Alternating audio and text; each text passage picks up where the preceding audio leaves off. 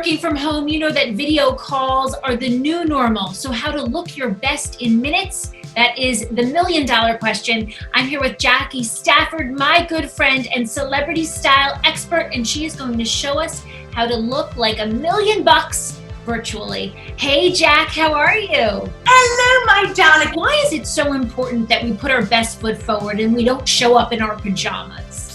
Well, now it's the new normal. So you really want to treat every day as if you were going to the office, even though a lot of us are working from home. So think about putting your best foot forward. You always want to show up as if you want to be taken seriously.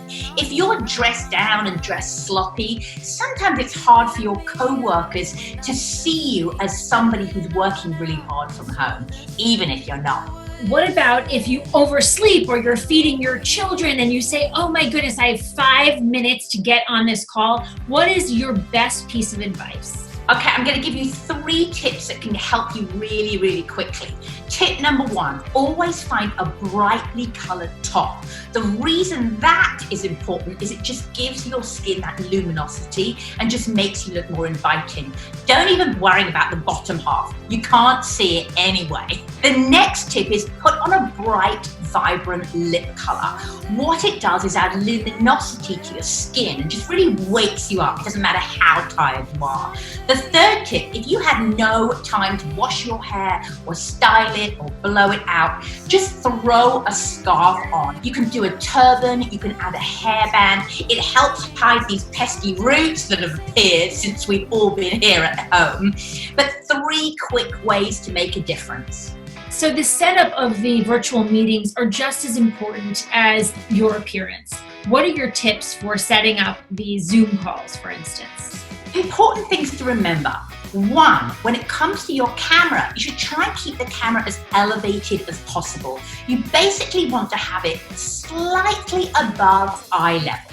So that means that you're not looking down into the camera, which can be a really unflattering look for a lot of people. So keep the camera up high. The easiest way to do that, just stack it on a pile of books if you have them. Step number 2, make sure your background is as least distracting as possible. So you might want to try and remove clutter, because I'm sure you'll notice that when people are talking on whatever type of video conference, they're always browsing in the background, trying to look at a who's that in the photo, or what's that ornament that she's got, or people are very nosy. They like to take a look at everything. So try and minimize the background as much as possible. The next thing is lighting. You always want to try and face a window. Natural light is best, or have the lighting coming from behind the camera and directly onto your face. That just gives you that easy glow that just makes you look so much better. Jackie, where can we check you out and find out all of your series, your offerings, all that good stuff? Well, you can start by just going to jackiestafford.com and you can find all about me there. This was so much fun. We have no excuses not to be completely prepared for our next virtual meeting. Exactly. I'll be watching you.